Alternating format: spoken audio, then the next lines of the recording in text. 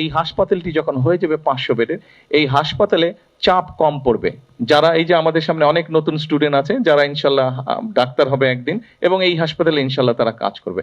কিন্তু এখন আজকে এখান থেকে যারা ডাক্তার হবে তাদের কাছে যদি এখন যেভাবে আছে সেইভাবে যদি প্রতিদিন তাদেরকে 100 রোগী দেখতে হয় একজন ডাক্তারকে, কিন্তু সেই 100 রোগীটাকে যদি আমরা কমিয়ে ফেলতে পারি, অর্থাৎ ছোটখাটো চিকিৎসা এবং মানুষকে অ্যাওয়্যার করার মাধ্যমে, সচেতন করার মাধ্যমে যদি সেখানেই আমরা মোটামুটি মানুষের অসুখের সংখ্যাটা কমিয়ে রাখতে পারি, অসুস্থ মানুষের সংখ্যা, তাহলে দেখা যাবে যে একজন ডাক্তারকে হয়তো 30টি রোগী দেখতে হচ্ছে। স্বাভাবিকভাবেই 100 বদলে যখন 30 বা কমে আসবে, যখন ডাক্তারের জন্য কিন্তু কনসেন্ট্রেট করা, অর্থাৎ একজন রোগীকে বেশি সময় দেওয়া সম্ভব হবে, একজন রোগীকে বেটার চিকিৎসা দেওয়া সম্ভব হবে।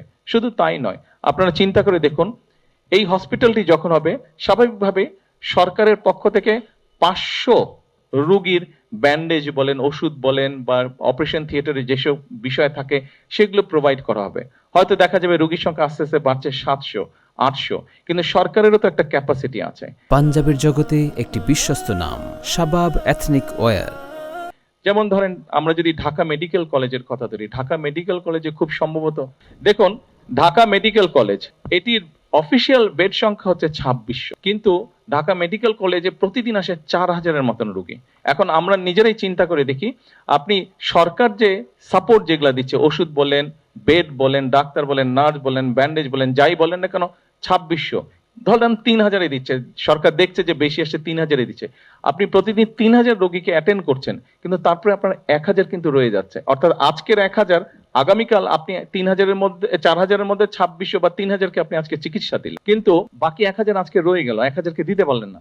আগামীকাল যখন সকাল হবে, আগামীকাল আবার 4000 আসছে, এই 4000 3000-কে সাপোর্ট দিচ্ছে, কিন্তু 2000 আজকের 1000 এবং আগামীকালও রয়ে যাচ্ছে আবার 1000, অর্থাৎ 2000 প্রতিদিন কিন্তু এটা বাড়ছে, প্রতিদিন এটা বাড়ছে।